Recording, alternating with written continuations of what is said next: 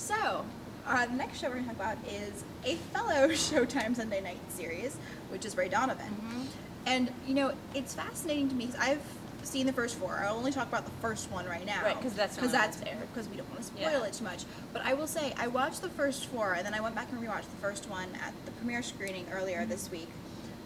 And I was so really impressed with how much they've paid off of what's set up in that pilot episode, even in those first four episodes. Because a lot of times you see in a pilot episode, you're like, wow, this stuff pays off by episode 13, episode 22, or, you know, whatever the number is for the respective series and whatever.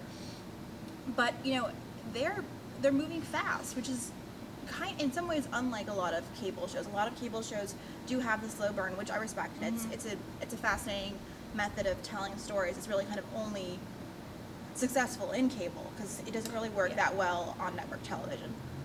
But I was really impressed with how much they've paid off already, how much foreshadowing was in that pilot. So my suggestion to you guys is after you watch the first couple episodes, go back and rewatch that pilot and see how much you've already know, and how much has already been paid off, because it was really fun to see that. And the show that I actually really like, I know the reactions have been mixed about it, but I'm kind of fascinated with the fixer situation. Sure. Which I know it's not necessarily just the show, but I kind of wish they spent a little bit more time on that because, you know, we've talked about our love of Scandal. Right. And he fixes things a little bit differently than she does. And that's the thing, he's not really a PR fixer the way that she is. So I'm kind of glad we're not spending as much time with that side of this story, because what he does is very much like, I get in, I get out, and I let other people clean up the rest of the mess. And so to me, like, it's one element of who he is, and it's certainly he does that because it's a way to channel some of his natural, or again, nature versus nurture, like, inclinations into a way that's making him successful.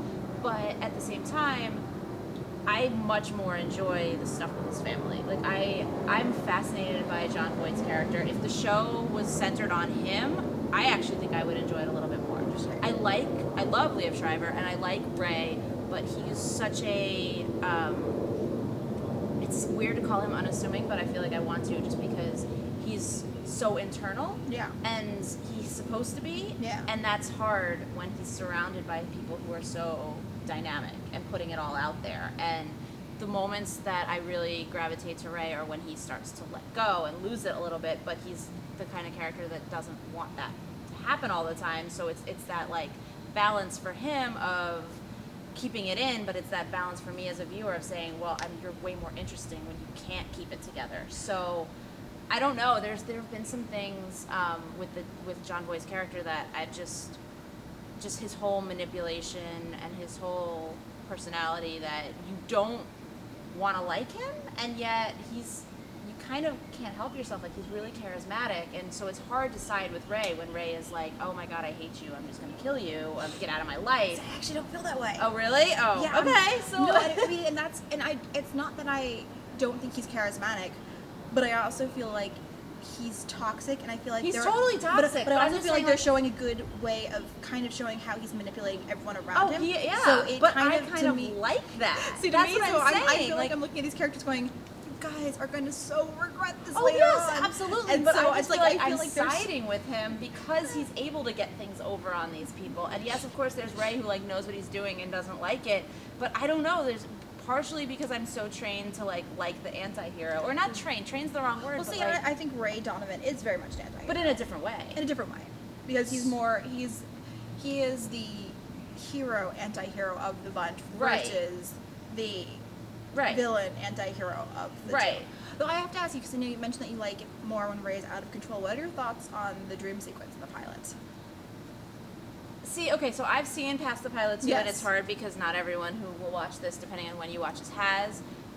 It comes out of nowhere in the pilot, and because of that, I was like, we don't need this. Right.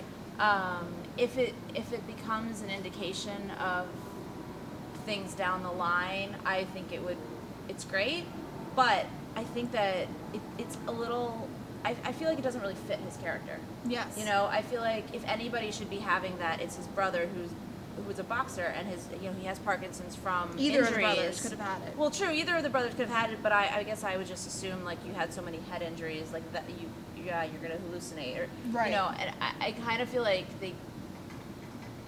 I don't know. I mean, I didn't need it, to be honest. And that was I don't my know where thing it's too. going. Maybe these head injuries are not just, like his brother has a head injury from Parkinson's, his other brother has addiction problems, right. and so there's some stuff from that, but maybe there's also something genetic that they all have that, who knows? Yes, yeah, I was looking at that, and I was definitely thinking, this, even in the rewatch, I'm like, this is the one part where it really takes me out of the pilot. Yeah, when I say out of control, I mean more like when he can't control his violence right, or his sexual, of course. like. But considering that was a symptom of his out of control drinking, I was True. curious No, that's about true. That's a good point. about that thing. 'Cause, yeah, I felt like that was just basically a good way to kind of tell a lot of facts in a vague way at once.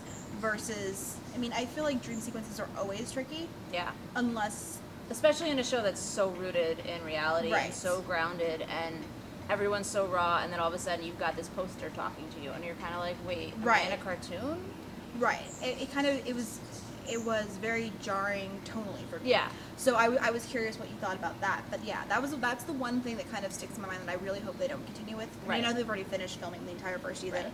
but from where we've seen it go, I think it's right. Hopefully, it's not something that pops up with regular sure. frequency from 5 through 12, and hopefully, unless it's done significantly better, I kind of hope it doesn't happen in season 2 either. Yeah, well, we'll have to check back in and see what they've done in a couple episodes. Yes.